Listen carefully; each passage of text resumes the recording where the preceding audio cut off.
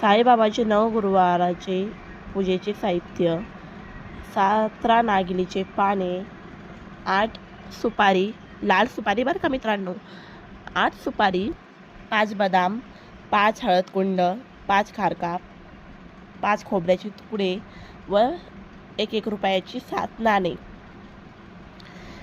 1 नारळ, गुलाबजल, अष्टगंध, गाईचे गावरान तूप, मध, पंचरंगी दोरा. साईबाबाचे मार्केटमध्ये नवगुरुवारचे व्रत कथाचे पुस्तक इझिली अवेलेबल होऊन जाते, ते पण आपल्याला हवे.